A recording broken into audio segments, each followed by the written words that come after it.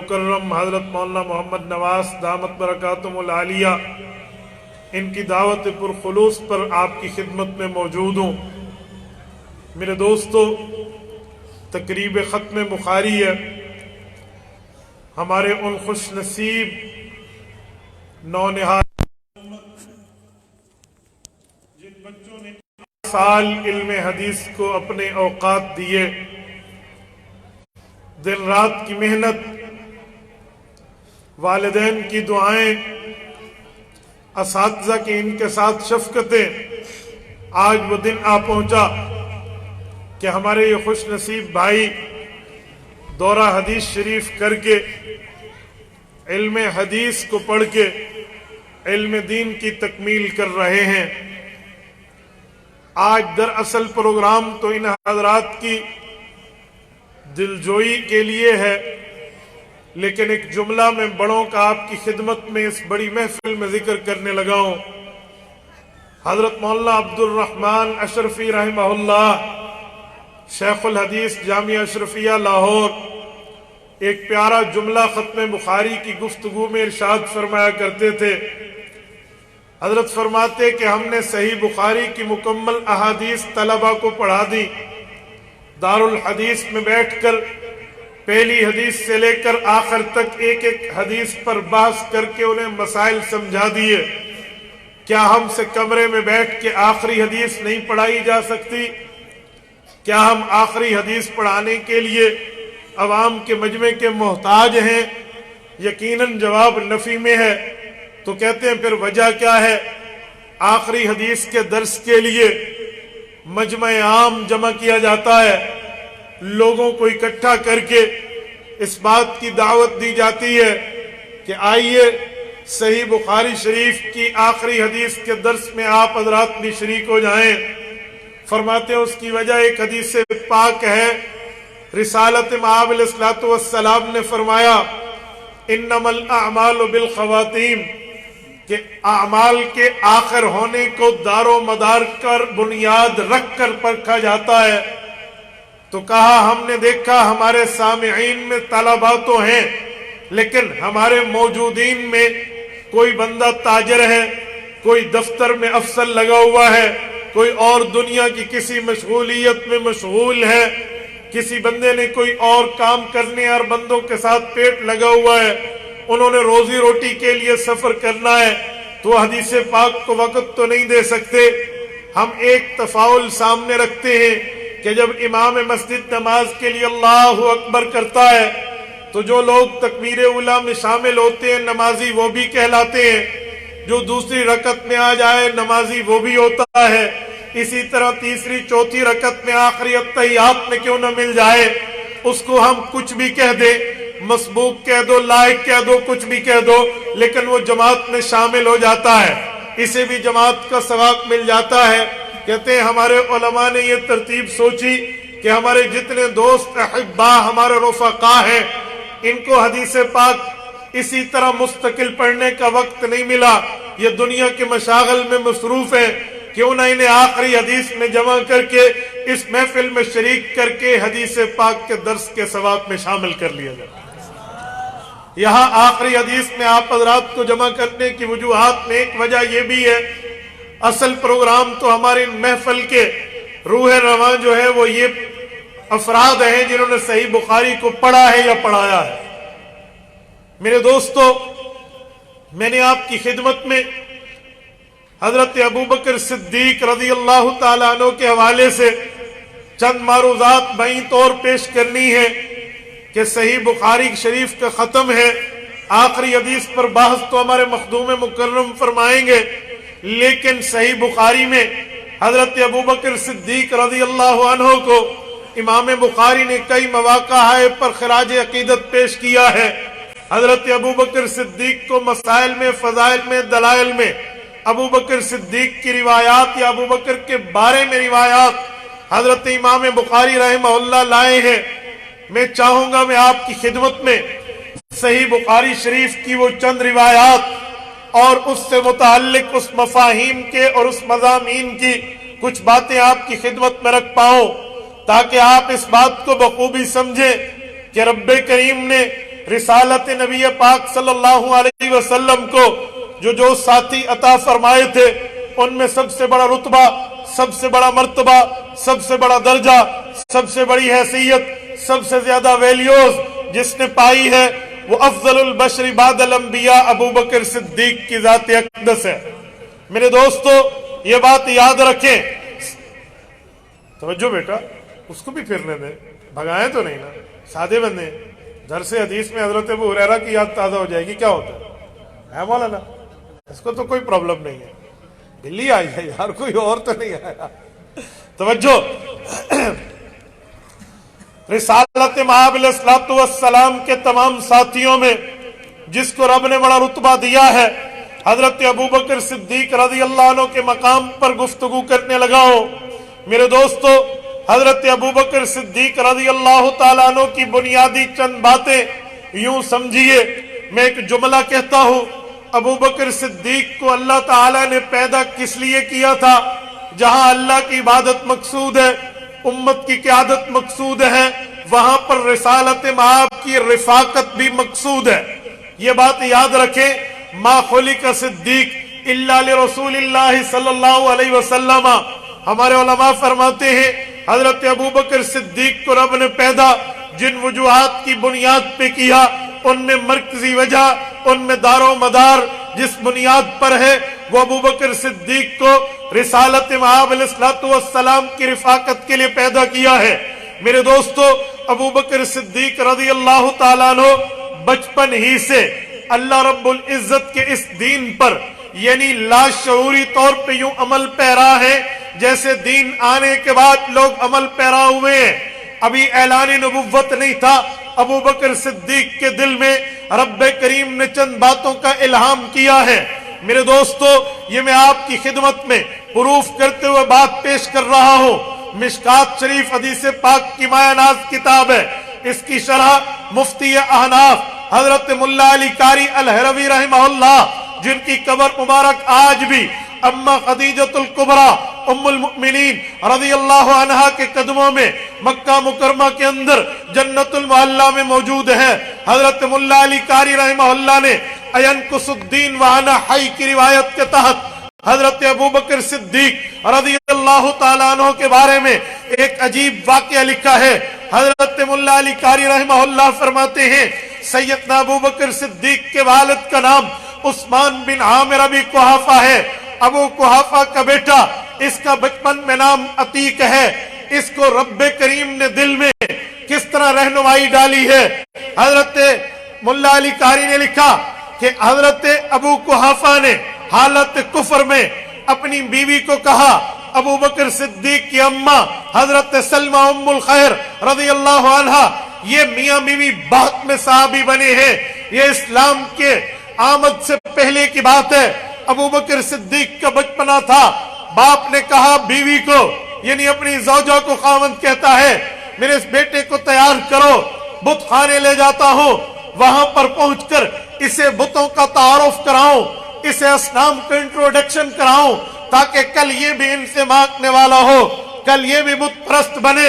ماں نے نہلایا، دھلایا، اچھے کپڑے پہنائے، والد کے ساتھ بھیج دیا۔ حضرت ام الخیر کہتی ہیں، میرے ذہن میں وہ بات نہ رہی جو اس موقع پہ بتانے والی تھی، لیکن رب کریم نے بھی ایک ایک قدم پہ رہنمائی کرنی تھی۔ والد نے اپنے بچے کو لیا، بت کے سامنے بت خانے میں جا کر ٹھہر گئے، بیٹا یہ آپ کا رازق بھی ہے، مالک بھی ہے، آپ کے معاملات بھی درست کرے گا، اس کی عبادت کرو، اس کا احترام دل میں رکھو، اس کی عقیدت سجاؤ، یگانگت و محبت اس سے پیدا کر لو۔ ابو بکر کو کہہ کے باپ اپنی عبادت بت خانے میں لگ گیا۔ حضرت ابو بکر صدیق نے رسالت مآب علیہ السلام کو ایک دن یہ واقعہ تب بتایا۔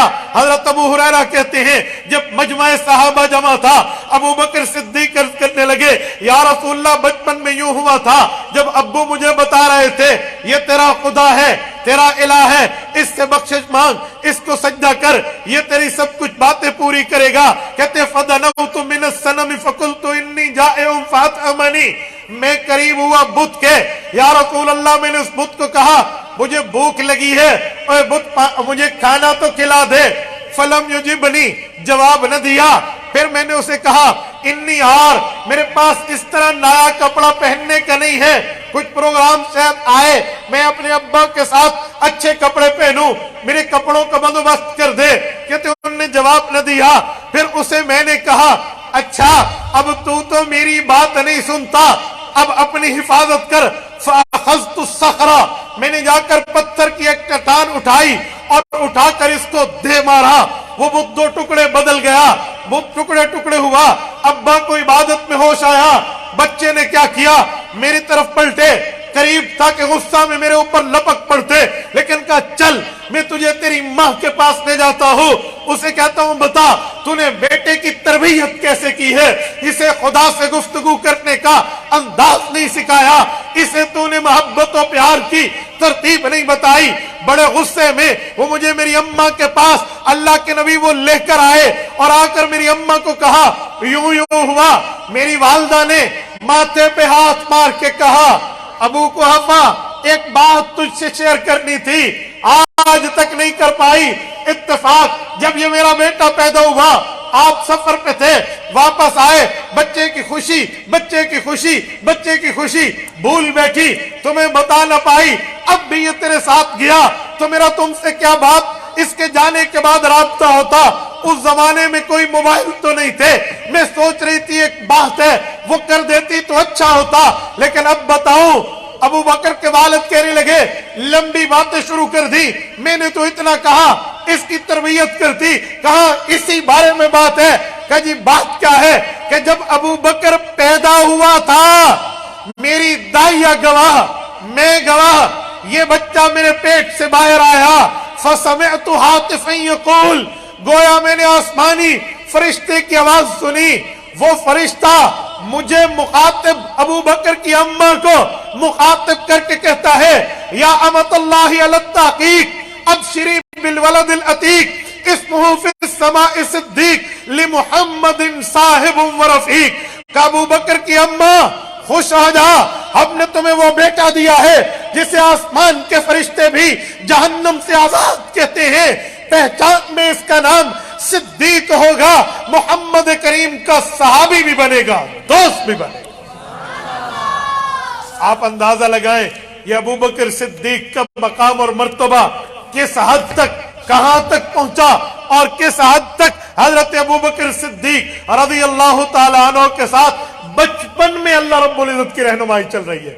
अभी तो ऐलान नबुव्वत भी नहीं हुआ, अभी तो बेअसत मुस्तफा का ऐलान नहीं हुआ, अभी तो फारान की चोटी पे चढ़ के रिसालत मआब अलैहिस्सलातु वस्सलाम ने हल वजदतुमूनी सादिकन अम काज़िबा का ऐलान करके लोगों को दावत नहीं दी। अभी तो कुरान नहीं उतरा, इकरा की सूरत नहीं आई, लेकिन अबू बकर की रहनुमाई रब्बानी तरफ से की जा रही है।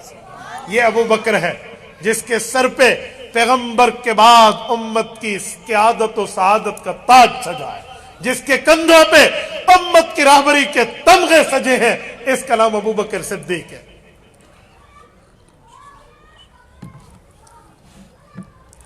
मेरे दोस्तों, हजरत अबू बकर सिद्दीक रज़ी अल्लाह ताला अन्हु को रब्बे करीम ने जो मर्तबा अता फरमाया, तफसील तो इस पर कई बातें हैं, लेकिन मैं सही बुखारी के हवाले से एक जुमला आपकी खिदमत में पेश कर रहा हूं। मुल्क पाकिस्तान में आम तौर पे सही बुखारी का इमाम फरवरी वाला नुस्खा 2 जिल्दों में कदीमी कुतुबखाना कराची का शाया आया है, बड़ा मशहूर और मारूफ है, हमारे तलबा उलमा के हाथों में मुतदावल है। इसकी पहली जिल्द उठाएं, सही बुखारी जिल्द अव्वल किताबुल मनाकिब बाब मनाकिब अबी बकर उठाएं, सफा 517 उठाएं, इसी पर हजरत अबू बकर सिद्दीक रज़ी अल्लाह ताला अन्हु के बारे में उम्मुल मुमिनीन हजरत अम्मा आयशा सिद्दीका, नबी पाक की रफीका, उम्मत पे शफीका और उम्महातुल मुमिनीन में लाइका आयशा सिद्दीका रज़ी अल्लाह अन्हा ने अपने वालिद हजरत अबू बकर सिद्दीक के बारे में रिसालत मआब अलैहिस्सलाम से मोहब्बत और मवद्दत, ताल्लुक और अकीदत, मसर्रत और यगानत को यूं बयान किया है।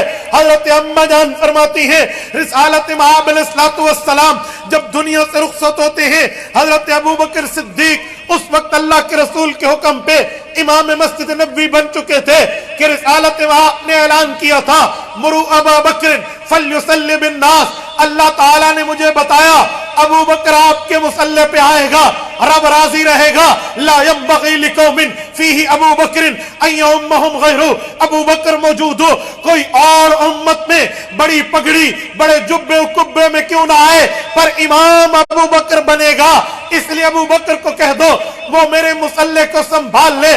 حضور پاک کا اعلان چلا ہے رسالت مآب علیہ السلام کی دنیا میں موجودگی پر ابو بکر نے بیماری کے ایام میں 17 نمازوں میں امت مسلمہ کی امامت کی ہے، جیسے رب کریم نے مصلی امامت رسول اللہ کو معراج کی رات دے کے امام الانبیاء بنا کر یہ اعلان کر دیا کہ پوری امت میں انبیاء حضور پاک کے مقتدی ہیں، حضور انبیاء کے امام ہیں، ویسے حضرت ابو بکر صدیق کے لیے رسالت آپ نے مصلی امامت امت کے لیے حوالے کر کے ابو بکر کو امام الامت بنا دیا۔ وہاں جو نبی تھے وہی مقتدی تھے، وہ حضور پاک امام الانبیاء تھے، یہاں جو امت مسلمہ ہے وہ ابو بکر کی مقتدی ہے، ابو بکر پوری امت کا مقتدا ہے، قائد ہے، لیڈر ہے، رئیس ہے، سربراہ ہے۔ یہ فتوہ محمدی ہے۔ رسالت مآب علیہ السلام نے مصلی امامت حوالے کیا، ابو بکر صدیق نے عین اس دن جس دن رسالت مآب نے دنیا سے رخصت ہونا تھا، حضور پاک علیہ السلام کی صحت مبارک بڑی اچھی، بڑی بہتر، بڑی تسلی بخش ہو گئی۔ ابو بکر صدیق حاضر ہوئے، حضرت رسول اللہ کے چہرے کی زیارت کی، حضور پاک کے چہرے انور کی بشاشت و حشاشت کو دیکھا، عرض کرنے لگے یا رسول اللہ، رب کریم نے آپ کے چہرے پر وہی صحت کی رونقیں لوٹا دی۔ حضور پاک نے فرمایا الحمدللہ۔ حضرت ابو بکر کو رسالت آپ نے فرمایا ابو بکر کتنوں دنوں سے تم یہی ہو، سن کے مقام پہ نہیں گئے جہاں آپ کا دوسرا گھر ہے، آپ وہاں تشریف لے جائیں، ذرا وہاں بھی جا کر اس گھر والوں کا حال لے آئے، آپ تو یہاں میری تیمارداری کے معاملات میں موجود ہیں۔ ابو بکر اجازت سے صبح کی نماز کے بعد سن میں اپنے گھر گئے ہیں۔ اس دن اللہ کے رسول کا چاشت کے وقت کے بعد دنیا سے انتقال کا وقت آتا ہے۔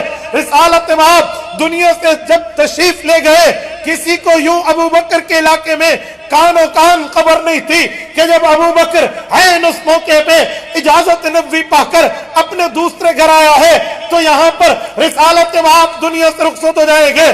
کسی نے جا کے ابو بکر کو بتایا تو ابو بکر صدیق رضی اللہ عنہ تڑپتے رسول اللہ کی خدمت میں آئے ہیں۔ اما جان عائشہ صدیقہ کی روایت صحیح بخاری جلد اول کتاب المناقب باب مناقب ابی بکر، فرمایا ابو بکر صدیق آئے رسالت مآب علیہ السلام کے اس حجرہ میں جہاں رسالت مآب کی قبر انور موجود ہے، داخل ہوئے، فقبل بین عینی، حضور پاک کے ماتھے مبارک کو چوما اور عرض کیا بے ابی انت و امی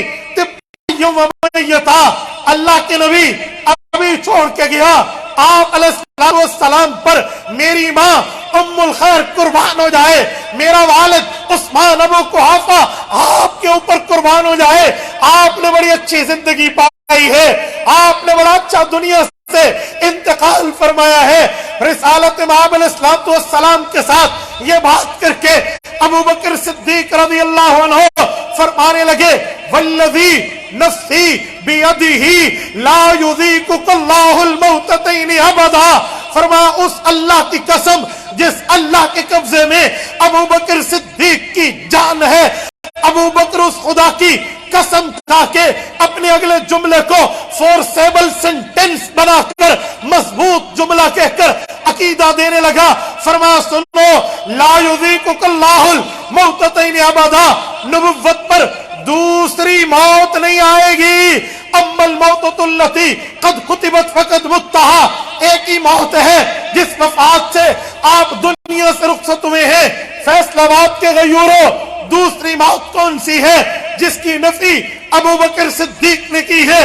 حضرت ابو بکر صدیق کا لمبا خطبہ ہے جس میں ابو بکر صدیق نے اعلان کیا من کان منکم یعبد محمدن فإن محمدن قد مات صلی اللہ علیہ وسلم. لوگوں اگر رسول اللہ کو خدا مانتے تھے سنو حضور دنیا سے رخصت ہو گئے.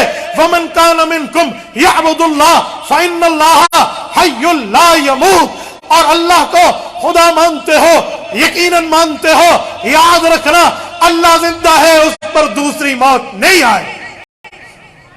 سوال اٹھتا ہے کون سی دوسری موت ہے جو ابو بکر رسول اللہ کی ذات پہ اس کی آمد کی نفی کر رہے ہیں.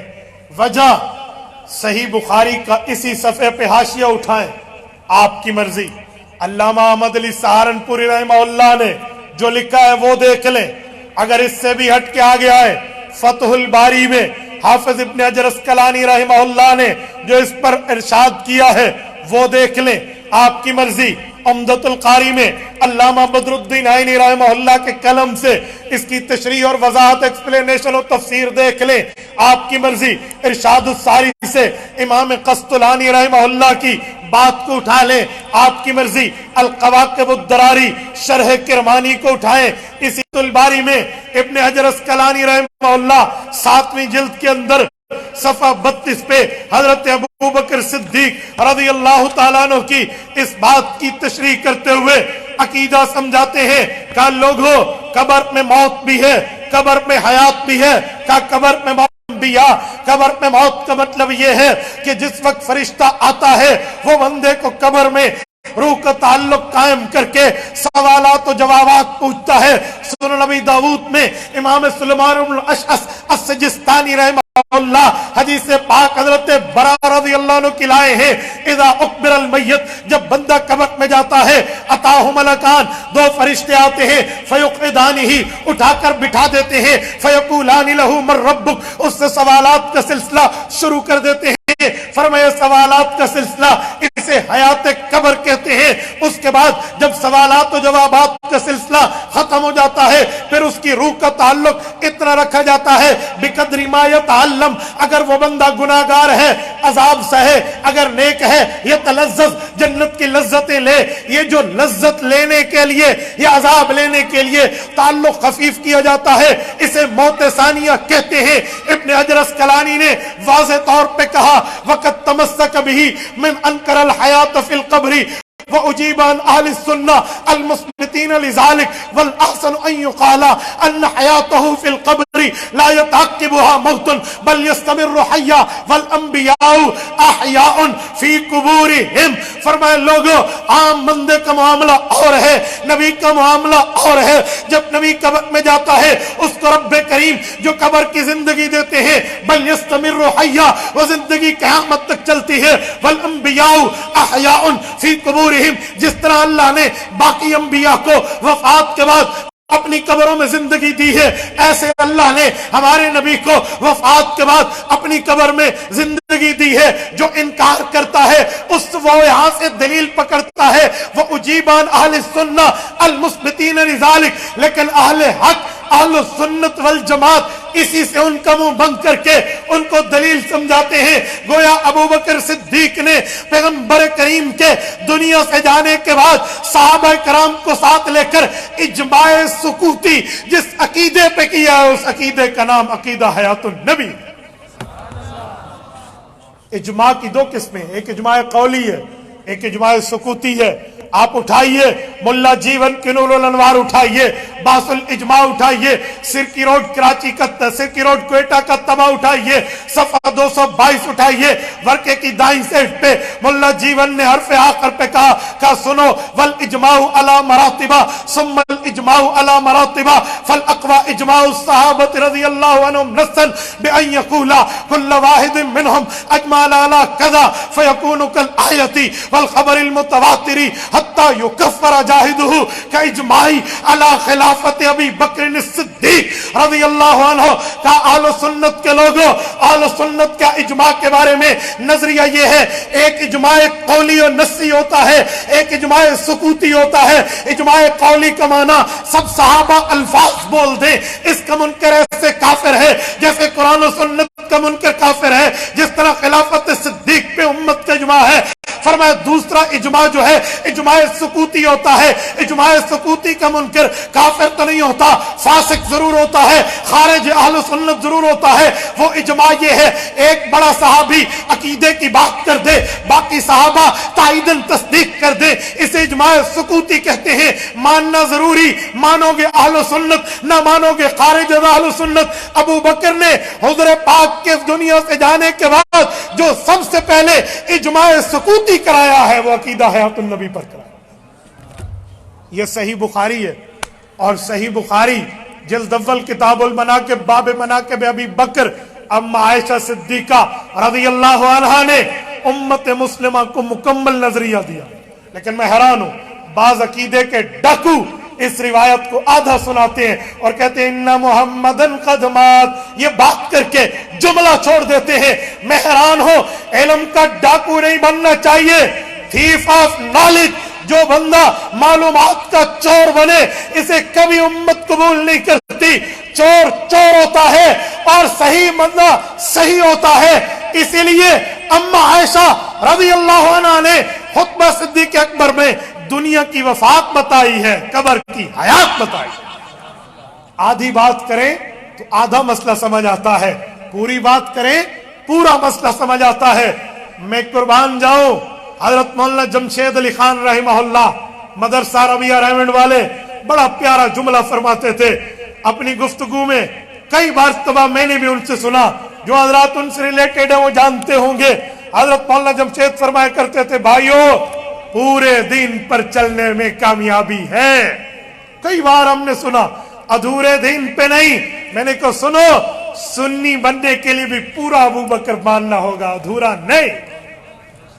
ابو بکر کو وفات نبوی پر دلیل دینے والوں, ابو بکر کی اسی روایت پہ حیات النبی بھی ثابت. ہم پورے دین کی بات کرتے ہیں اس لیے پورے ابو بکر کی خطبے کی بات کرتے ہیں, نہ آدھے دین کی بات کرتے ہیں نہ آدھے خطبے کی بات کرتے ہیں. توجہ رکھنا, ابو بکر صدیق کے اوپر دو باتیں میں جملہ سنانے لگا ہوں, توجہ رکھنا. صدیق کے لیے میں نے حضرت ابو بکر کے والدہ کی روایت پڑھی تھی, اسمہ فی السماء صدیق. ابو بکر کا نام آسمان میں صدیق ہے. صدیق کسے کہتے ہیں؟ 24واں پارہ پہلا صفحہ رب کریم فرماتے ہیں والذی جاء بالصدق وصدق به اولئک هم المتقون. اے لوگو سچائی محمد الرسول اللہ لائے, تصدیق ابو بکر صدیق نے. جو رسول اللہ کی سچائی کی تصدیق کر دے اسے صدیق کہتے ہیں. آپ کا ذوق تازہ ہے یا سو گیا ہے؟ تازہ ہے نا. توجہ, حضرت علامہ اقبال رحمہ اللہ نے ہمیں کردار کا غازی گفتار کے غازی میں ایک شعر سنایا تھا کہ مسجد تو بنا دی شب بھر میں ایمان کی حرارت والوں نے, من اپنا پرانا پاپی ہے برسوں سے نمازی بن نہ سکا. اسی پر کردار اور گفتار کی بات کی تھی. کہا کچھ لوگ وہ ہیں جو عمل سے نہیں کرتے, زبان سے کہتے ہیں, گفتار کے غازی ہیں, کردار کے نہیں ہیں. تو جو گفتار میں بات کرے کردار میں نہ رکھے, قول میں کہے عمل میں نہ رکھے, تو وہ بندہ لِمَ تَقُولُونَ مَا لَا تَفْعَلُونَ کا مصداق ہو کر قرآنی تردید کا حصہ بن جاتا ہے. ابو بکر ایسا نہیں ہے.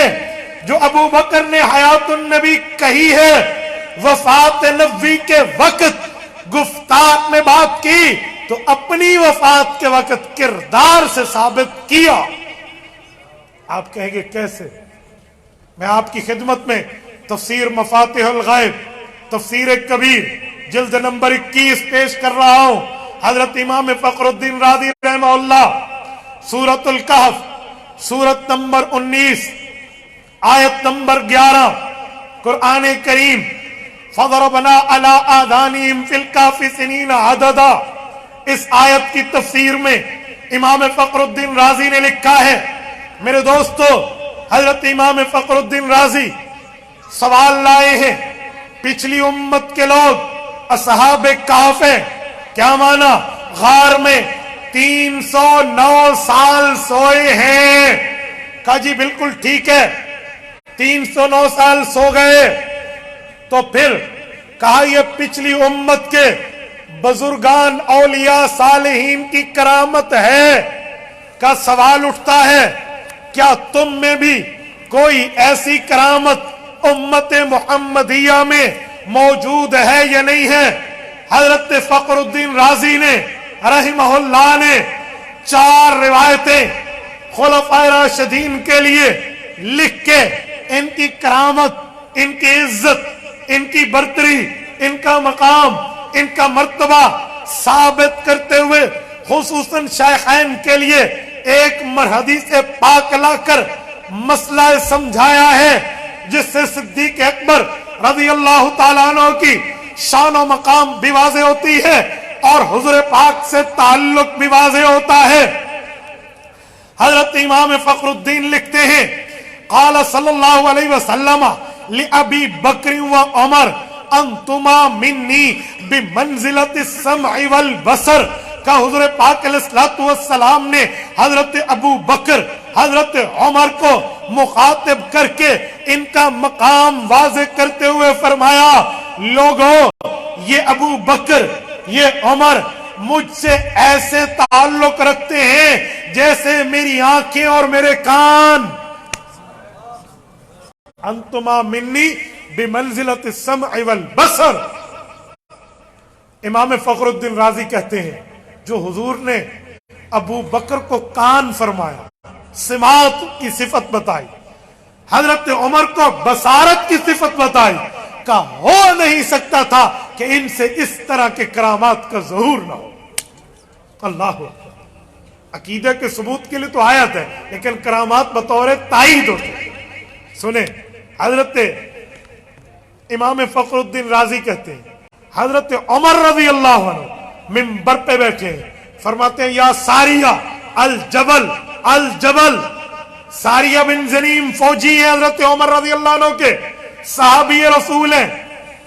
حضرت ساریہ کو حضرت عمر نے مخاطب کیا منبر پہ بیٹھ کے، فرمایا پہاڑ پہاڑ لشکر کو بچاؤ. جمعے کی تقریر جاری کر دی. صحابہ حیران، وہی تو ختم ہے. عمر فاروق ساریہ سے سینکڑوں میل دور بات کیسے کر رہے؟ حضرت علی کہتے ہیں میں نے تاریخ وقت دن نوٹ کر لیا. جس دن آئے حضرت ساریہ کے لشکر والے، میں نے پوچھا بتاؤ کوئی پہاڑ والا واقعہ بھی ہوا؟ کہ جی جی بڑا عجیب واقعہ. کہ کیا ہوا؟ کہ دشمن پہاڑ سے بیک فٹ پہ ہمیں لانے کے لیے ہمارے پیچھے سے حملہ آور تھا، ہمیں نہیں پتا. اچانک عمر فاروق کی آواز آئی ساریہ پہاڑ پہاڑ الجبل. اصل میں اتقی فعل محذوف ہے، اس سے لام کی زبان میں فعل تحذیر کہتے ہیں. تو کہا اتقی من الجبل، پہاڑ کو طرف دیکھو اور بچو. تو کہا عمر کی آواز آئی، ہم نے پیچھے دیکھا تو دشمن سے حفاظت ہو گئی اور ہم نے فتح لے لی، بڑا بڑا مال غنیمت بھی لیا. حضرت عمر کے پاس پہنچے. عمر وہی تو بند ہے، آپ نے کیسے دیکھا کہ ساریہ کے پیچھے فوج آئی ہوئی ہے دشمن کی؟ حضرت عمر نے کہا علی مجھے بھی کوئی وحی کے اوپر بات نہیں ہے، وحی بند ہے. میں حیران ہوں، اللہ نے اچانک میرے سامنے گفتگو کے دوران درمیانی پردے ہٹا دیے. مجھے ساریہ نظر آ رہا، دشمن کی فوج نظر آ رہی. اچانک میرے منہ سے جملے نکلے، میں نے بات کی، پھر فوراً ماحول بدل گیا. وہی مسجد نبوی اور وہی آپ اور ہم بیٹھے تھے. کہا حضور پاک نے عمر کو بصر فرمایا تھا، آنکھ سے دیکھنے کی کرامت عمر فاروق سے ظاہر ہوئی. کہ ابو بکر پر آئے، حضرت ابو بکر کو سماع فرمایا، کان کی سماعت کی بات کی ہے. امام راضی کہتے ہیں یہ معاملہ ابو بکر سے ہوا. کیا ہوا سنیں، فرماتے ہیں اما ابو بکر فمن کراماته انه لما حملت جنازته الى باب قبر النبي صلی اللہ علیہ وسلم ونودي السلام عليك يا رسول الله هذا ابو بکر بالباب فاذا الباب قد انتفع واذا بحاطف يعطف من القبر ادخل الحبيب الى الحبيب. حضرت علی المرتضی رضی اللہ عنہ کا واقعہ ہے جو امام سیوطی نے بھی الخصائص الکبریٰ میں دو روایتیں اسی عنوان پہ ذکر کی ہیں، ایک ابن عساکر سے حضرت علی کی روایت، ایک تاریخ بغداد سے امام خطیب بغدادی کے حوالے سے ام المؤمنین حضرت عائشہ کی روایت رضی اللہ عنہ، دونوں جگہ اس روایت کو انہوں نے بھی ذکر کیا۔ امام فخر الدین بھی ذکر کرتے ہیں ابو بکر دنیا سے جانے لگے، صحابہ اکٹھے، ابو بکر نے وصیت کی، یاد رکھو جب میں فوت ہو جاؤں گا میری قبر بنانے کے لیے دو میں سے ایک جگہ طے کرنا۔ امیر المؤمنین وقت فرمائیے دو میں سے ایک جگہ کون سی ہے؟ دونوں بتا دیں۔ فرمایا پہلی جگہ رسول اللہ کے ساتھ حضور کے حجرے میں روزے نبوی میں، اس جگہ مجھے دفن کرنا، اجازت لے کر۔ صحابہ کرام حیران، اجازت لے کر؟ فرمائے جی ہاں اجازت لے کر، اجازت جو نہ آئے تو؟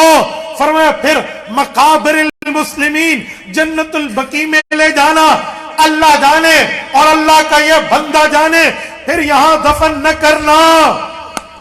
ابو بکر وصیت کر گئے، اور اس وصیت کے وقت عمر فاروق، عثمان ذو النورین، علی حیدر کرار اور اجلہ صحابہ موجود ہیں۔ اگر جانے والا وصیت غلط کرے، قرآنی احکام موجود ہے، ورثہ وصیت بدل دے۔ کسی صحابی نے نہیں بدلی، حضرت عمر، حضرت عثمان، حضرت حیدر کرار رضی اللہ عنہم موجود، کسی نے تبدیل نہیں کی، اور بلکہ اس پہ عمل کیا۔ امام راضی کہتے ہیں حضرت ابو بکر صدیق کی وفات کے بعد چارپائی کو اٹھایا، سیدھا رسول اللہ کی قبر کے دروازے پہ لے گئے، فنودی السلام علیکہ یا رسول اللہ۔ رسول اللہ کی قبر پہ حضرت ابو بکر صدیق کے جنازہ لے جاتے وقت پیغمبر کے صحابہ نے صلاۃ و سلام پڑھا۔ فیصل آباد کے غیوروں، پتہ چلا نبی کی قبر پہ سلام پڑھنا صحابہ کا طریقہ بھی ہے۔ سلام پڑھنے کے بعد عرض کیا ھذا ابو بکر بالباب، ابو بکر دروازے پر ہے۔ میں اپنے الفاظ میں سمجھانے کے لیے کہوں، یار کا غار کا یار مزار کا یار بننے آیا ہوا ہے۔ یہ یار غار مزار یار بننے کے لیے آیا ہوا ہے۔ اجازت ہے؟ حضرت علی کہتے ہیں ہم یہ رکھ کر ایک سائٹ پہ ٹھہرے، قبر اطہر سے آواز آئی ادخل الحبیب الی الحبیب۔ دنیا میں بھی دوست تھا، آج بھی دوست ہے، دوست دوست کے ساتھ پہنچا دو۔ بلکہ امام سیوطی ایک روایت کا لفظ مزید لائیں، القصائص الکبریٰ کی دوسری جلد صفحہ 451 پہ پڑھنے لگا۔ حضرت امام سیوطی رحمہ اللہ فرماتے ہیں فَإِنَّ الْحَبِيبَ إِلَى الْحَبِيبِ مُشْتَاقُ۔ فرمایا ایک دوست چاہتا ہے دوسرا دوست میرے پاس کب آئے گا؟ میرے دوستو، ابو بکر یہ ہے جس نے عقیدہ حیات النبی بولا تھا، اپنے عمل سے کر کے دکھایا۔ صرف گفتار نہیں ہے، ابو بکر کردار کا بھی غازی ہے، جو کہا وہ کر کے دکھایا۔ اور صدیق کہتے اسے ہیں جس کا قول ہو اس کا عمل اس کے قول کی تصدیق کرے۔ تو ابو بکر صدیق رضی اللہ عنہ کو امام بخاری رحمہ اللہ نے بھی جن جن مواقع پہ سلام پیش کیا ہے، بنیادی طور پہ تو میں نے وہ پیش کی، ساتھ سیدنا ابو بکر صدیق رضی اللہ تعالیٰ عنہ کے حوالے سے چند معروضات آپ کی خدمت میں پیش کر کے صدیق اکبر کو خراج عقیدت پیش کرتے ہوئے میں نے صرف اتنی بات پیش کی ہے جس سے ابو بکر صدیق کا یہ والا معاملہ آپ کے سامنے آئے، ورنہ صدیقی کردار، صدیقی گفتار، صدیقی اعمال، صدیقی صفات، صدیقی حیات پر بات کرنے کے لیے عمر نوح چاہیے، شاید وہ بھی ناکافی ہو جائے۔ ہر چہ خواندہ ایم فراموش کردہ ایم، الا حدیث یار کے تکرار میں کنیم۔ اقول قولی ھذا واستغفر اللہ وآخر دعوانا ان الحمد للہ رب العالمین۔